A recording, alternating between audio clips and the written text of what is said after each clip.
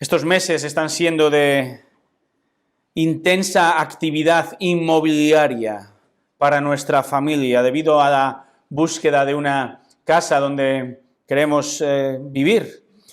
Y lo cierto es que realmente nos hemos convertido en profesionales casi, expertos del gremio. Prácticamente conocemos al dedillo el mercado inmobiliario de Santiago y alrededores. Cada casa en venta, cada adosado, cada piso prácticamente conocemos de la zona. También os podemos decir ya si el precio es razonable, si es caro o si es barato y por qué es caro y por qué es barato. Y también reconocemos si el agente inmobiliario que nos está enseñando la casa es un buen profesional y disfruta su trabajo o no lo hace. Porque hay algunos que simplemente se limitan a poco más que enviarnos la dirección y abrirnos la puerta para que nosotros veamos la casa. Pero otros agentes inmobiliarios abren las puertas, contestan nuestras preguntas, sean legales, sean prácticas, y lo hacen con amabilidad y profesionalidad. Y todo agente inmobiliario que se precie debe hacer lo siguiente. Va a entrar en la casa y va a entrar en las habitaciones antes que nosotros, y lo primero que va a hacer es levantar las persianas de la casa para permitir que la luz penetre en las estancias y así entonces poder mostrarnos a nosotros todo el potencial de la vivienda. Hay que decir también que algunas casas es mejor dejarlas cerradas y con las persianas bajadas, pero eso es otro tema. Pero un agente inmobiliario que muestra una vivienda en penumbra, a oscuras, tiene los días contados. Y hermanos, la luz es fundamental, ¿verdad? La luz marca la diferencia en una estancia, en una habitación. Y más importante aún, la luz marca la diferencia en nuestra vida. Es gracias a la luz que hay vida en este planeta. Sin luz, ¿qué ocurriría con este mundo? El mundo estaría blanco, congelado, el mundo estaría inhabitable. La luz es imprescindible para la creación, ¿cierto? El apóstol Juan escribe de la luz. Juan escribe al comienzo de su evangelio acerca de la luz y escribe de una luz que da vida física, sí es, pero va más allá, porque Juan escribe de una luz que da vida no solo física, sino vida espiritual. Juan habla de la luz del Verbo. La semana pasada veíamos que el Verbo es un término que Juan toma prestado del Antiguo Testamento para dar a entender a sus destinatarios allá por el año 80 que el Verbo se refiere a la expresión poderosa, creadora de Dios en el principio. ¿Recordáis Génesis 1:3? Ahí leemos, habló, dijo Dios, sea la luz. Y la luz fue hecha. Y Juan da a entender que esta expresión creadora y poderosa se revela de forma audible y también de forma visual, se revela a Adán y Eva, se revela a Noé, se revela a Abraham, a Jacob, a Moisés, a Josué, a David, y así en el Antiguo Testamento. Vino la palabra del Señor. Y finalmente este Verbo se encarnó en la persona de Jesucristo, el Dios hombre, y lo hizo para traer luz en un mundo lleno de tinieblas. Juan entonces, recordamos, él escribe este evangelio con un objetivo claro. Este objetivo lo expresa al final de su evangelio, capítulo 20, versículo 31, que creáis que Jesús es el Cristo, el Hijo de Dios, y para que al creer tengáis vida en su nombre. El objetivo de Juan es que creáis. Su meta es hacer entender quién es Jesús, que comprendamos la naturaleza de Jesús, las obras de Jesús, que aprendamos de su vida perfecta, de su muerte cruel en la cruz, de su resurrección, de su ascensión de vuelta al cielo. El objetivo de Juan es que todo hombre crea salvíficamente. Crea salvíficamente. ¿Qué significa esto? No solo que sepa datos de Jesús, o que crea de una manera intelectual, o que entienda el ministerio de Jesús, sino que la persona y las enseñanzas de Cristo llenen o lleven a toda persona a reconocer su pecado ante el Dios misericordioso, justo y santo, y entonces caiga de rodillas arrepentida y comience una nueva relación eterna con el Señor. Entonces Juan, movido por el Espíritu Santo, comienza, como vimos la semana pasada, poniendo toda la carne en el asador. Juan dice que el Verbo es Dios, ¿verdad? Versículos 1 y 2. Dice que el Verbo es creador, versículo 3. También dice que el Verbo es luz de vida, versículos 4 y 5. Y ahora Juan va a resumir en los versículos 6 al 13 en nuestro texto, va a resumir lo que más adelante va a continuar desarrollando en el resto del Evangelio. ¿Qué es lo que va a decir ahora? Nos va a mostrar la respuesta de la gente ante el testimonio de quién es Jesús. ¿Cuál es la respuesta de la gente ante el testimonio de Jesús? Y esta va a ser una respuesta, como vamos a ver hoy, que encontrará veremos que la respuesta es rechazo por un lado, pero también recibimiento por el otro. Veamos el texto, dice el versículo 6, vino al mundo un hombre enviado por Dios cuyo nombre era Juan. Este vino como testigo para testificar de la luz a fin de que todos creyeran por medio de él. No era él la luz, sino que vino para dar testimonio de la luz. Existía la luz verdadera que al venir al mundo alumbra a todo hombre. En el mundo estaba y el mundo fue hecho por medio de él y el mundo no le conoció. A lo suyo vino y los suyos no le recibieron. Pero a todos los que le recibieron les dio el derecho de llegar a ser Juan el Bautista, como veremos, sino de el testimonio de aquellas personas que creyeron en él. Las respuestas son dos respuestas posibles, rechazo y recepción. Pero primero vamos a ver el testimonio de la luz, versículos 6 al 8. Dice el versículo 6, leamos, vino al mundo un hombre enviado por Dios cuyo nombre era Juan. Juan el evangelista continúa con un giro un tanto inesperado, podemos decir. Y el autor ahora nos baja a la tierra, después de los primeros increíbles 5 versículos hablando del Verbo. Y ahora Juan el Evangelista nos presenta a Juan el Bautista, o el predicador. Las palabras de Juan el Bautista, es interesante que notemos esto, son las primeras palabras que se oyen por parte de un profeta en más de 400 años. El ministerio de Juan el Bautista había sido profetizado 700 años antes en Isaías 43, que dice, una voz clama, preparad en el desierto camino al Señor, allanad en la soledad calzada para nuestro Dios.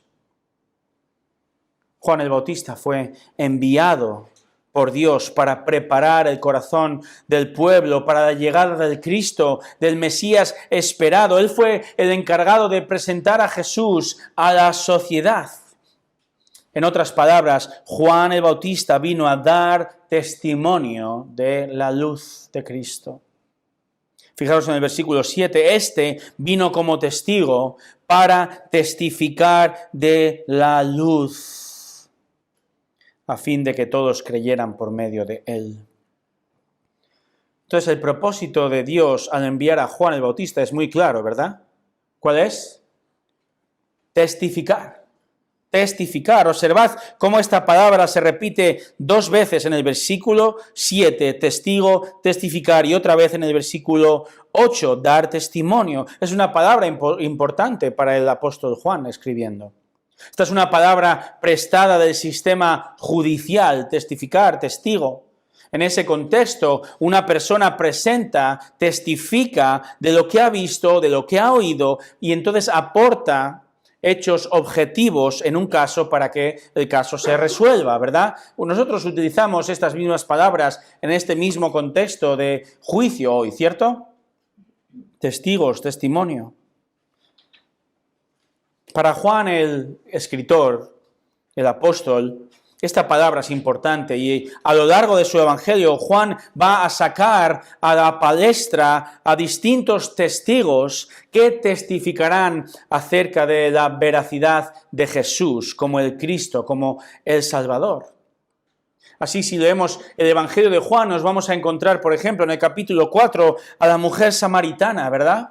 Esta mujer, después de encontrarse con Jesús, va a su pueblo y testifica a los suyos de que Jesús es el Cristo.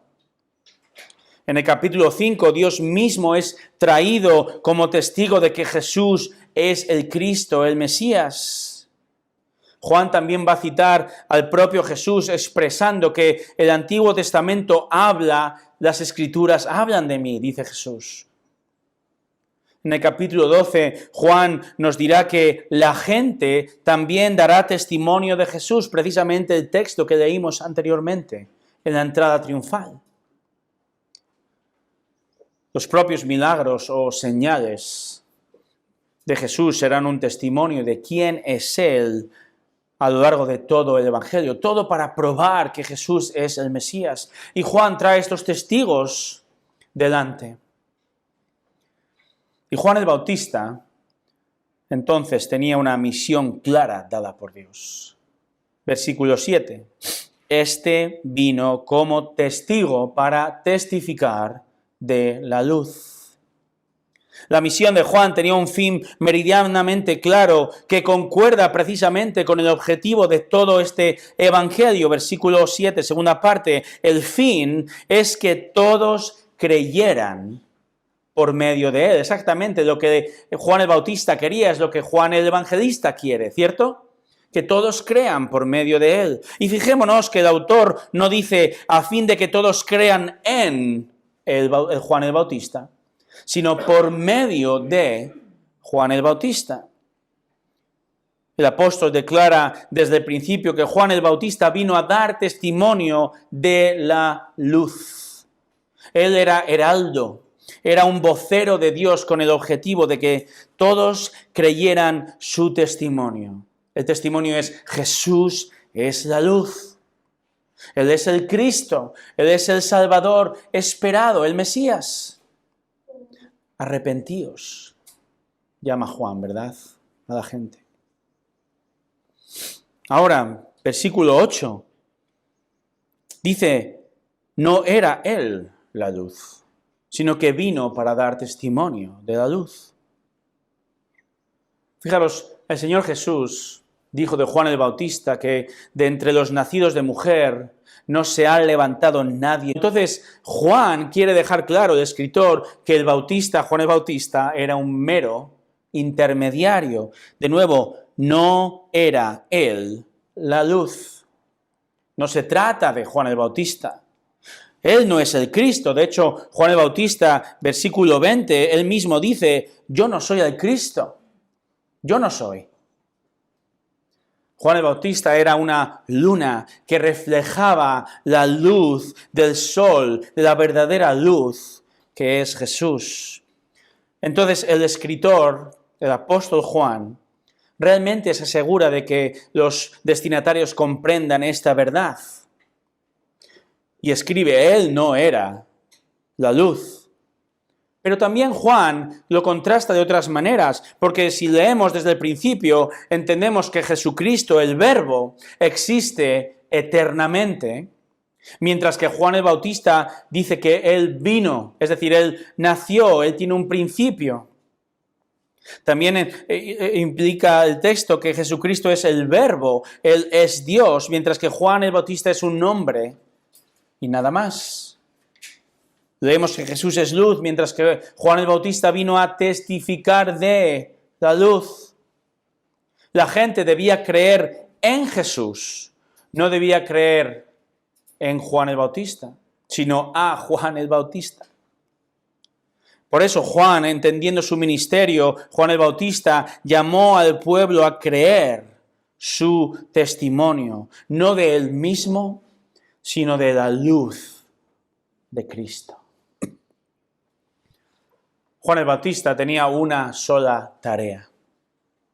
¿Habéis visto alguna vez estas historias o memes que circulan por internet, fotos? Tenía un solo trabajo, se dice. Tenía un solo trabajo. Tenía un solo trabajo muestra la torpeza de algunos a la hora de trabajar. Hablo de ese cartel publicitario puesto al revés. O de ese trabajador que en lugar de escribir parada de bus, escribe parada de sub. O de aquel que imprime Superman en la camiseta con un dibujo de Batman, por ejemplo, ¿verdad? Tenían un solo trabajo y no lo hicieron bien. Juan el Bautista tenía un solo trabajo: testificar de la luz de Jesús. Pero en su caso, él sí que lo realizó con éxito. Juan el Bautista tenía un compromiso inamovible, una obediencia y una fidelidad ejemplares al llamado de Dios para preparar el corazón del pueblo para la llegada del Mesías. Juan apuntó con su testimonio a Jesús, la luz de la vida. Y el apóstol entonces ahora escribe acerca de Juan el Bautista como aquel que fielmente da testimonio de la luz de Cristo, y como un buen agente inmobiliario, Juan el Bautista levantó las persianas, abrió las ventanas del lugar oscuro para permitir que la luz entrase y alumbrase a una sociedad oscura. Así el testimonio de Juan el Bautista, hermanos, es el testimonio acerca de la luz.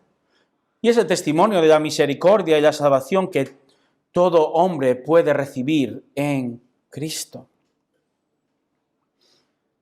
Y nosotros hoy, iglesia, de la misma manera también somos llamados a ser testigos, a testificar de Cristo, a abrir las ventanas y a mostrar la luz, a como iglesia proclamar con fe acerca de nuestra fe, a proclamar con denuedo, con valor, con confianza, que cuando apuntamos a la gente hacia la verdad de la salvación que se encuentra en la cruz, estaremos siendo obedientes al llamado de Dios para con nosotros también. Y hermanos, confiamos, ¿verdad? Espero que confiemos en que podamos proclamar la verdad y que otros vengan al conocimiento de la verdad por medio de nosotros. El apóstol Juan, después de mostrarnos el testimonio de Juan el Bautista, en los versículos 6 al 8 y su ministerio brevemente, ahora escribe a partir del versículo 9 de una realidad que luego va a desarrollar en el resto de su evangelio. ¿Cuál es esta realidad? Es la respuesta a la luz. ¿Y cuál es la respuesta a la luz que Juan, el escritor, nos va a anticipar? Bueno, el evangelista nos habla de una primera respuesta. ¿Cuál es la primera respuesta? Versículos 9 al 11. Rechazo. Versículo 9, leamos. Existía la luz verdadera que al venir al mundo alumbra a todo hombre. Juan, el evangelista, el apóstol, vuelve a hablar del verbo como la luz que existía. Es decir, la luz que es eterna, porque la luz es el verbo y el verbo es Dios. Y además dice que esta luz es verdadera, implicando que Cristo trae la luz definitiva, la luz que verdaderamente da vida eterna. Hermanos, Cristo no es un faro que guía nuestro barco hacia la catástrofe, como veíamos la semana pasada, sino que Cristo es la luz verdadera. Cristo no es una luz que engaña, no es como las luces de este mundo que atraen y prometen una vida feliz y próspera, pero te condenan sin remedio eternamente. Como dice un autor, otras luces son destellos de la verdad, algunos son débiles destellos de la realidad, algunos son fuegos fatuos que los hombres siguen y que les conducen a la oscuridad para abandonarlos allí. Hermanos, Jesús es la guinda del pastel de la revelación de Dios. Y en Jesús no hay engaño. Amén. Él cumple lo que promete. Amén. Y Él promete vida eterna a quien cree en Él. Fíjate lo que dice, existía luz verdadera. Dice que al venir al mundo alumbra a todo hombre. Gracias a la encarnación del Verbo, el mundo ha sido testigo del momento más importante de su historia, la venida de Dios. Dios hecho hombre, la persona de Jesucristo. Ahora, Jesús no solo vino a este mundo y vivió de incógnito, ¿verdad? Con gafas de sol y un sombrero, como el jefe de ese programa que entra disfrazado en su empresa y se cuela como un trabajador más y toma el pulso de los empleados de la compañía. No, Jesús no vino así, ¿verdad? Sino que Jesús trajo la luz. Él trajo la revelación definitiva del perdón, el perdón que Dios en su infinita misericordia ofrece a cada hombre. Y hasta aquí todo es perfecto, esto es casi idílico, ¿verdad? Pero Juan nos muestra el problema a continuación. Versículo 10. En el mundo estaba, y el mundo fue hecho por medio de él, y el mundo no lo conoció. El problema reside en que el Creador humanado, el Verbo, Jesucristo, vino a alumbrar al mundo oscuro y pecaminoso, pero el mundo no lo conoció. Y no significa que este mundo no supiera que el Salvador había llegado, no lo reconociese. Porque esto quedó muy claro desde el principio en la llegada, el nacimiento de Jesús. Los evangelios nos lo cuentan. De hecho, concretamente en Mateo capítulo 2, versículo 4, nos dice que los principales sacerdotes y escribas judíos sabían dónde iba a nacer el Cristo. Ellos sabían que el Mesías iba a nacer en una ciudad llamada Belén. Lo sabían porque había sido profetizado muchos años antes en el Antiguo Testamento y fue precisamente donde los magos de Oriente, ¿verdad?, dijeron que iban a ir a adorar a este bebé nacido, anunciado por ángeles, anunciado por esa brillante estrella que se detuvo sobre el lugar del nacimiento. Dice el texto en Mateo que toda Jerusalén fue consciente de este evento y que los importantes líderes religiosos fueron informados del milagroso nacimiento y que aún los gentiles como el rey Herodes supieron que el Cristo, el Mesías anticipado, había nacido. No se trataba de falta de información. Pero ¿cuál fue la respuesta, hermanos? El mundo no le conoció. El mundo rechazó al Verbo desde el principio. El mundo rechazó a Cristo como Salvador. Versículo 11, a lo suyo vino y los suyos no le recibieron. Jesús vino a lo suyo. Es decir, Él vino a su creación, Él vino a este mundo que Él mismo había formado. La luz por fin llega a la tierra. Y además Jesús no solo vino a este mundo de manera general, sino que Él vino a un código postal específico.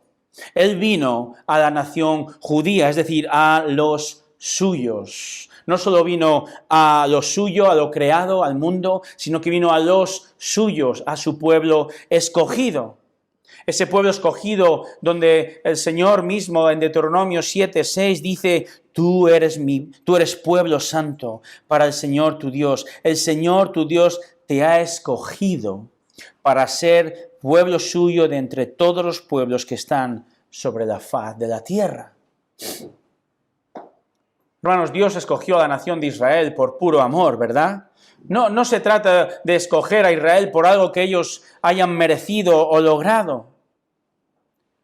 Lo increíble es que su propio pueblo no lo recibió. Ni en el Antiguo Testamento, allí donde Isaías escribe, capítulo 1, versículo 3, que el buey conoce a su dueño, que el asno el pesebre de su amo, pero Israel no conoce. Mi pueblo no tiene entendimiento, no recibe a su Dios. Ni en el Antiguo Testamento, ni en el Nuevo Testamento. En el momento cumbre, con la venida del Mesías, con la venida de Cristo, el Salvador, ¿qué encontró nuestro Señor? Rechazo. Rechazo en su nacimiento, rechazo en su ministerio. Jesús encontró en su vida una oposición feroz. Los suyos no le recibieron. El apóstol Juan está diciéndonos que, amén, la luz verdadera alumbra a todo hombre, versículo 9. Pero también nos está mostrando el tremendo rechazo del ser humano a la luz, al mensaje de salvación. Jesús fue rechazado por su propio pueblo primero, pero fue rechazado por también el resto del mundo. El Salvador no es aceptado, ¿verdad? Jesús no es aceptado, Él es rechazado, lo ha sido y sigue siendo rechazado hoy. Y es por esto, hermanos, que el Evangelio de nuestro Señor Jesús ha dividido y sigue dividiendo la raza humana en dos partes, ¿cierto? Y así encontramos, por un lado, aquellos que, como Juan nos dice, responden al testimonio de Cristo. ¿De qué manera? Rechazándole. Ellos aman las tinieblas más que la luz. Fijaros lo que dice un autor, y os lo pongo aquí en la pantalla porque es un poco largo, así lo podéis leer conmigo. Dice: Cristo es para las almas de los hombres lo que el sol es para el mundo. Él es el centro y la fuente de toda luz espiritual, calor, vida, salud, crecimiento, belleza y fertilidad. Como el sol, Él brilla para el beneficio común de toda la humanidad, para los altos y los bajos, para los ricos y los pobres, para los judíos y los griegos. Y como el sol, Él es libre para todos. Todos pueden mirarlo y beber salud de su luz. Si millones de seres humanos estuvieran lo suficientemente locos como para vivir en cuevas subterráneas o vendarse los ojos, su oscuridad sería culpa de ellos y no del sol. De la misma manera, si millones de hombres y mujeres aman las tinieblas espirituales en lugar de la luz, la culpa debe recaer en sus corazones ciegos y no en Cristo, porque sus necios corazones están entenebrecidos. Pero ya sea que los hombres vean o no, Cristo es el verdadero sol y la luz del mundo. No hay luz para los pecadores excepto en el Señor Jesús. Objetivamente, Cristo es luz. Él es Dios, lo crean o no.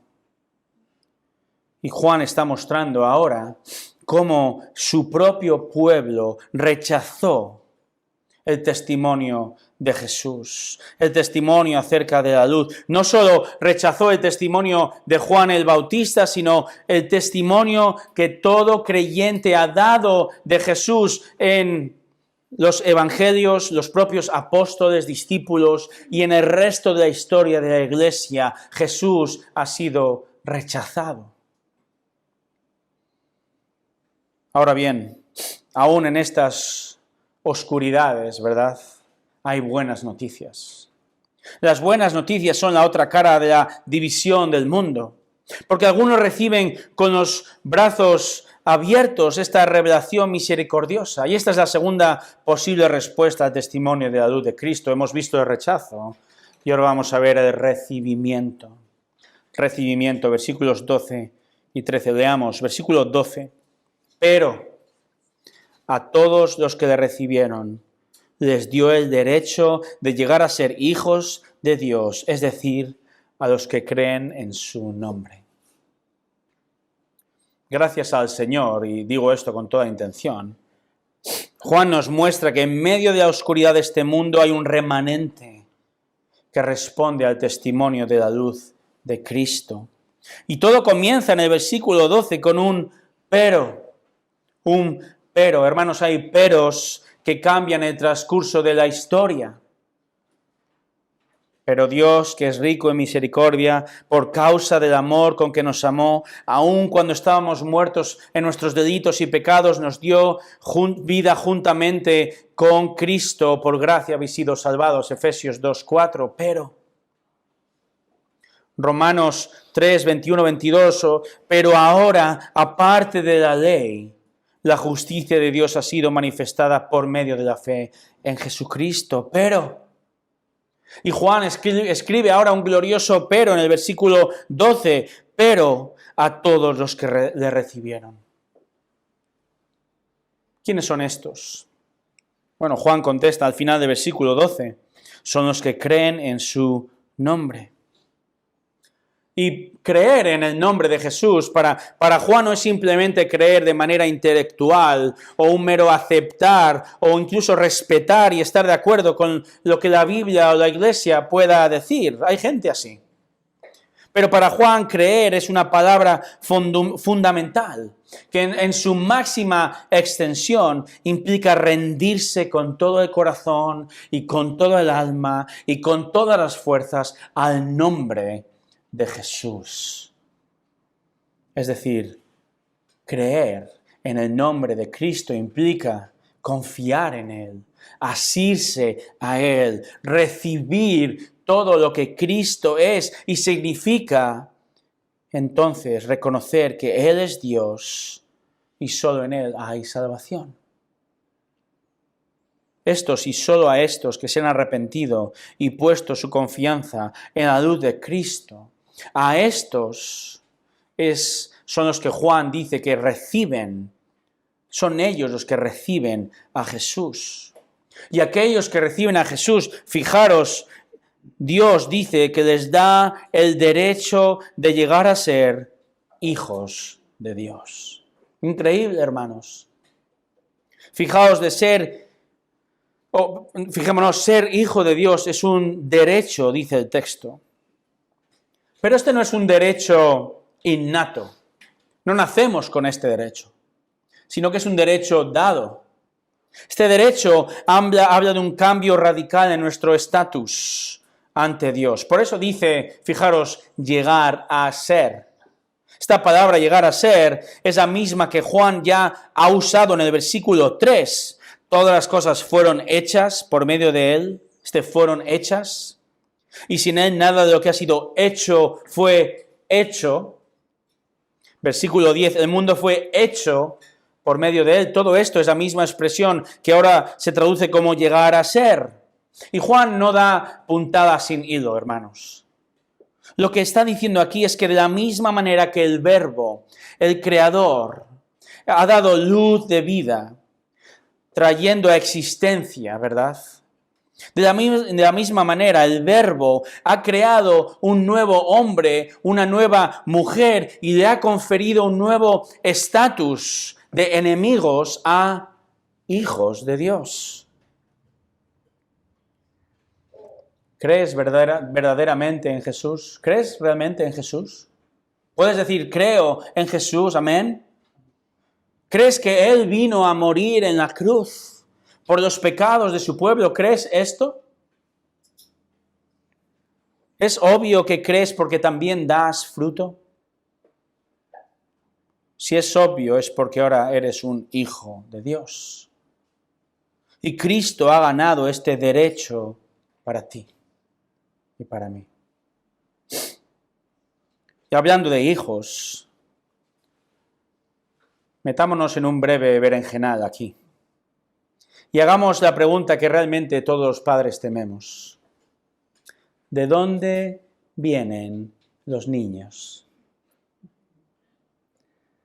Ya hablaremos de esto en otro momento. Pero Juan responde a esta pregunta, al menos espiritualmente, ¿verdad? ¿De dónde vienen los niños? Versículo 13. Juan dice que no nacieron de sangre, ni de la voluntad de la carne, ni de la voluntad del hombre, sino de Dios. De hecho, Juan usa la palabra nacieron, ¿verdad?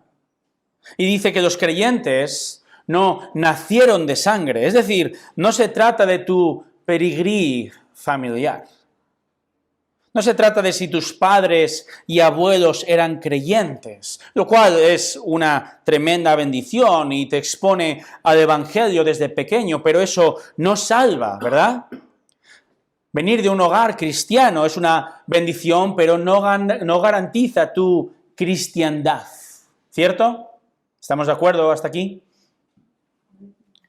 No eres nacido de nuevo porque tu familia, tus padres lo sean, porque seas descendiente de un creyente. No se trata de la voluntad o de los que no nacieron de sangre. El derecho de ser hijo de Dios tampoco, dice Juan, es por la voluntad de la carne. Es decir, no se trata de una decisión humana. Este lenguaje es un lenguaje de procreación. Habla de ese deseo innato en el ser humano de tener hijos. No se trata de esta voluntad. Tampoco dice que es la voluntad del hombre. Si no había quedado claro, Juan añade con esta expresión la voluntad del hombre, este impulso procreador del varón. Y las tres expresiones, hermanos, hacen resaltar el hecho de que en ningún sentido los creyentes deben su nacimiento o situación a causas físicas o biológicas. Si eres hijo de Dios, no lo eres ni por tu descendencia de tu familia, ¿verdad? Ni por decisión humana o por la voluntad de tu padre, sino de Dios, dice el texto. Juan aquí resalta, hermanos, la voluntad soberana de Dios en la salvación y lo hace con una frase. Y este es el anticipo de lo que luego va a desarrollar en el capítulo 3, en la conversación entre Jesús y Nicodemo. Allí Jesús va a decir que de la misma manera tú no interveniste en tu nacimiento físico, ¿verdad? De la misma manera tú no has intervenido en tu nacimiento espiritual. Escucha bien, la iniciativa de amarte ha sido de Dios. La iniciativa de elegirte ha sido de Dios. La iniciativa de llamarte ha sido de Dios. La iniciativa de regenerarte, darte un nuevo corazón, ha sido de Dios. La iniciativa de convertirte ha sido de Dios. La iniciativa de justificarte ha sido de Dios. La iniciativa de santificarte ha sido de Dios. La iniciativa de preservarte ha sido de Dios. Y la iniciativa de glorificarte también ha sido de Dios. Ni tuya, ni de tus padres, ni de tu pastor, sino de la voluntad de Dios. Solo Dios es soberano en tu nuevo nacimiento, en tu salvación y en cómo perseveras en la fe hasta el final. Solo esto, arrepentíos y creed. Pero no dudemos ni un solo instante. Toda la obra de la salvación, aún el creer, es de Dios. Don Spurgeon dijo lo siguiente, ya le tratamos de usted y de Don. Él dijo, toda la verdadera teología es resumida en estas dos breves frases. La salvación es toda por la gracia de Dios y la condenación es toda por la voluntad del hombre. Y los primeros 12 capítulos de este Evangelio de Juan nos van a describir el rechazo a Cristo, mientras que los capítulos 13 al 21 se va a enfocar en este remanente de creyentes que sí lo recibieron. Y esto no es sino una muestra de la realidad de la historia, ¿verdad?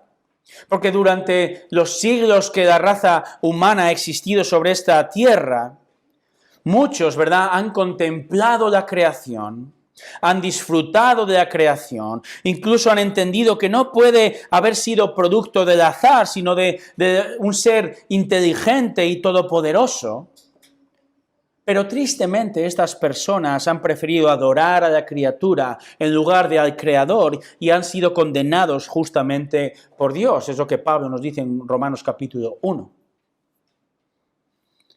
Otros quizá oyeron acerca de Jesús en el momento en que Él vivió sobre esta tierra. Otros contemplaron sus señales, sus milagros, escucharon su mensaje, hasta podemos decir que fueron atraídos por Él y creyeron en que Él era un gran hombre, o un gran profeta, o un hombre poderoso, o era un superhombre incluso. Incluso pudieron llegar a exclamar lo que ya hemos venido repitiendo durante esta reunión: ¡Hosana! Hosana al Hijo de David, sálvanos, oh Rey de Israel. Pero estos mismos, unos días después, gritaban: crucifícale, no le conocemos, no le recibimos. Muchos a lo largo de la historia han admirado la luz de Jesús. Incluso han recibido de sus bendiciones por medio de su mensaje, por medio de la Iglesia. La Iglesia que ha sido y es la encargada de abrir las ventanas a este mundo oscuro y dejar que entre la luz verdadera. Y la Iglesia es encargada de testificar y muchos se han bendecido de esto. Pero le han rechazado. Pero es por este testimonio, hermanos, que muchos, y en contraste con el rechazo del mundo, muchos también hemos recibido la luz del Evangelio. Juan, como ya he dicho, nos muestra en estos pocos versículos lo que luego va a escribir y desarrollar a lo largo de su Evangelio. Que el testimonio de Jesús, el Cristo, la luz, el Salvador, ha producido rechazo, pero también recepción de otros. Y nosotros hoy, hermanos, ¿cómo podemos aplicar estas palabras a nuestra vida? Espero y oro que el Espíritu Santo nos ayude a aplicarlo, pero os voy a dar 3 aplicaciones. Número 1, nos maravillamos de la misericordia de Dios, ¿verdad? Después de lo que hemos visto, ¿no es increíble la misericordia de nuestro Dios? ¿Sabía Jesús que los suyos le iban a rechazar? ¿Lo sabía? Sí. ¿Sabía el Señor que el ser humano que Él creó iba a pecar y rechazarle? ¿Ha sabido Dios que tú y yo vamos a seguir pecando aún siendo hijos? Sí. ¿Cierto? Con todo, el Padre no escatimó a su Hijo, sino que lo entregó a la muerte por amor. Con todo, aun cuando estábamos muertos en delitos y pecados, aún siendo enemigos, pero Dios, otro pero, ¿verdad?, nos dio vida juntamente con Cristo. Con todo, su perdón se extiende a todo nuestro pecado, pasado, presente y futuro. Tenemos perdón en Él. Nosotros que hemos nacido en pecado, que deberíamos haber nacido en el infierno,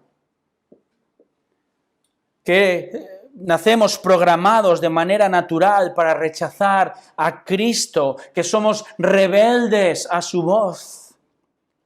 Pero en su misericordia, en su gracia, Él nos ha regalado por amor un corazón dispuesto a recibir su mensaje de salvación en Cristo. Es razón suficiente, hermanos, para maravillarnos de la infinita misericordia de Dios para con nosotros. Amén. Su misericordia, escucha bien, su misericordia es tan grande, es tan indudable, que antes podríamos vaciar el mar de agua. Antes podríamos apagar la luz del sol o poner todo el universo en la palma de nuestra mano, que se disminuya la misericordia de Dios para con nosotros y con este mundo rebelde y oscuro. Nos maravillamos de la misericordia de Dios con nosotros. Maravíllate y dale gracias al Señor. Gracias.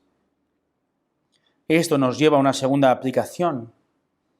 Testificamos, ¿verdad? Testificamos. Y este texto, hermanos, ha de ser una tremenda motivación para nosotros, para obedecer el mandato del Señor de hacer discípulos, porque este texto nos muestra que sí hay, por la voluntad de Dios, hay quien recibe la locura del mensaje de la cruz. Y no somos profetas al estilo Juan el Bautista. Yo al menos no soy profeta, sino que no he visto con piel de camello ni como langostas de momento. Bueno, alguna langosta sí que me gustaría comer, pero no las mismas que las de Juan.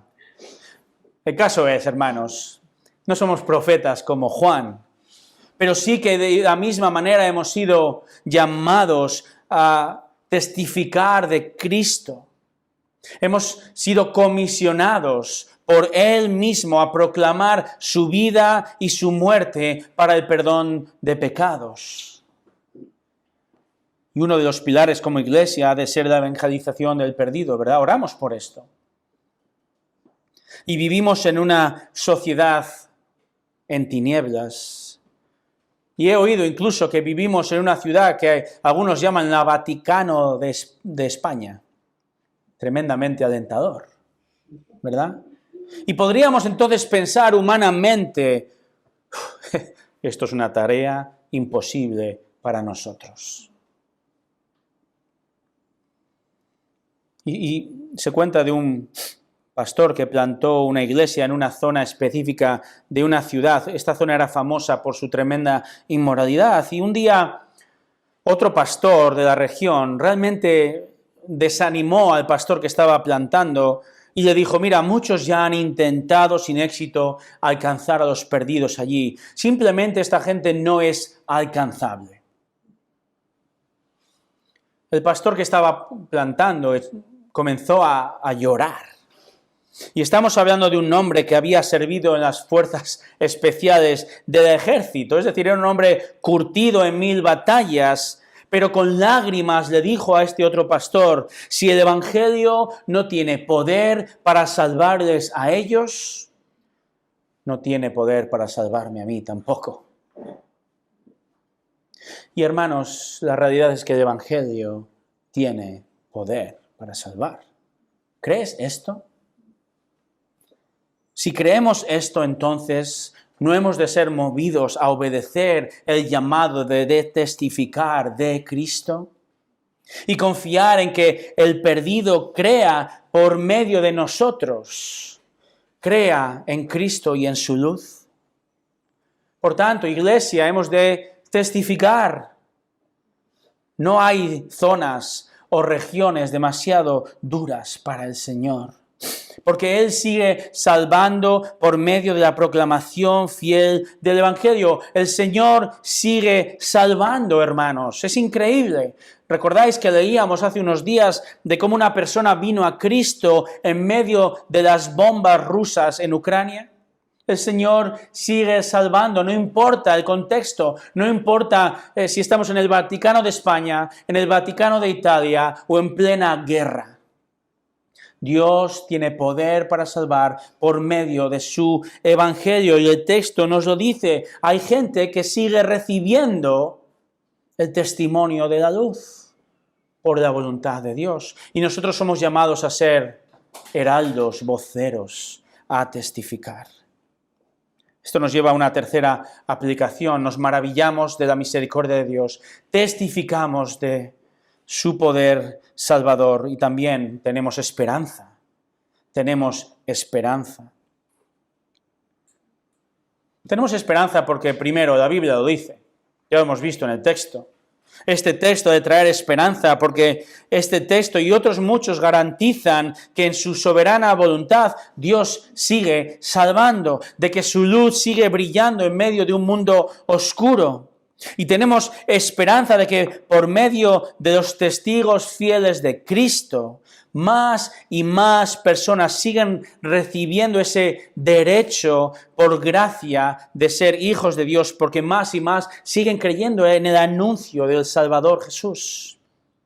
El Salvador misericordioso que libra del pecado y de la culpa eterna. Entonces, tenemos esperanza porque la Biblia lo dice. Dice que todo aquel que invoque el nombre del Señor será salvo. La Biblia dice que si tú, que no crees, pero dice que si tú en este momento te arrepientes, conoces tu condición de pecador, invocas a Cristo como Salvador, si crees en Él, la Biblia dice que tú no te vas a perder, sino que tendrás vida eterna. Tenemos esperanza porque la Biblia lo dice y punto. Pero es que también lo hemos comprobado en nuestra vida, ¿verdad? Hemos de pensar como aquel pastor que ante la pregunta de ¿por qué Dios elige a unos y a otros no? ¿Recordáis lo que respondió? No, la pregunta correcta es la siguiente: ¿por qué yo? ¿Por qué yo? ¿Acaso soy más especial que el que se pierde?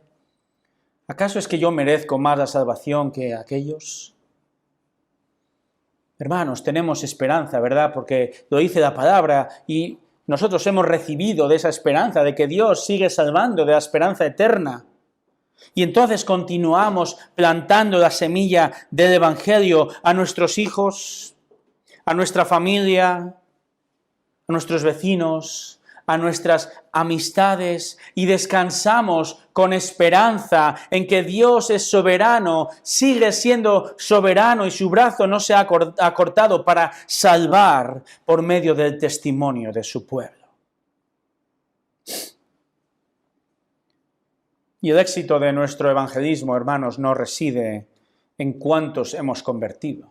Eso no es éxito, sino en que obedecemos el llamado a testificar de Cristo y dejamos que Dios en su soberanía actúe. Eso es éxito, proclamar esperando resultados de parte del Dios soberano. Entonces, no pierdas la esperanza. No pierdas la esperanza, no te rindas en testificar otra vez más a ese hijo, a ese familiar, a ese compañero de trabajo. No pierdas la esperanza porque la misericordia de Dios continúa hoy y Él puede salvar. Juan el Bautista fue, como sabéis, asesinado, ¿verdad? Por ser un testigo fiel de Cristo y de la luz. Me pregunto, ¿qué estoy dispuesto yo a soportar por este mismo Jesús que me manda a mí también hoy testificar de Él, de su luz? Hermanos, proclamemos entonces su luz misericordiosa en esta ciudad y confiemos en que, a pesar del rechazo, el testimonio del Evangelio también traiga a personas que reciben su luz verdadera. Oremos.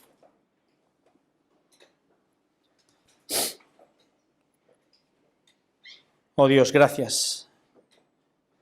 Gracias por este glorioso texto que, por un lado, nos aflige y nos da a entender de la rebeldía tremenda del mundo a la luz verdadera, y la gente cierra las puertas, las persianas, pone las vendas espirituales para no escuchar de tu luz. Y es triste porque el mundo está condenado por sus propios méritos, por rechazarte a ti. Y al mismo tiempo, Señor, nos gozamos de tu misericordia a un mundo rebelde, porque nosotros éramos rebeldes, rebeldes a tu voz.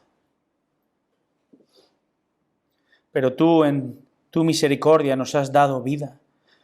Un día escuchamos el Evangelio de salvación, o en varias ocasiones, y tú, Señor, fuiste abriendo nuestros ojos, o en un tiempo determinado, o en un día, o en una época, y nos abriste los ojos a la verdad de que Cristo efectivamente es la luz.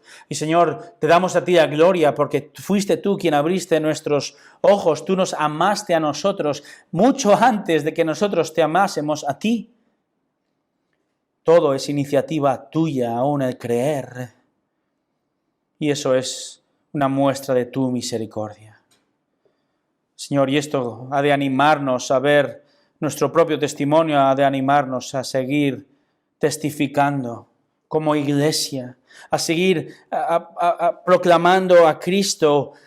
Señor, sea lo que sea que tengamos que sufrir, amarte lo suficiente y confiar en el poder de salvación por medio del Evangelio para aún sufrir el oprobio. Como Juan, el apóstol, acabando sus días exiliado, como Juan el Bautista, decapitado por amor a ti y a tu verdad. Oh Dios, aumenta nuestra fe, nuestra confianza en ti, y disminuye nuestro ego y nuestra vergüenza de testificar de ti. Que podamos ser testigos fieles de la luz que tú traes, porque no hay salvación en nadie más. El mundo está oscuro sin ti. Ayúdanos, Señor, en el nombre de Jesús. Amén.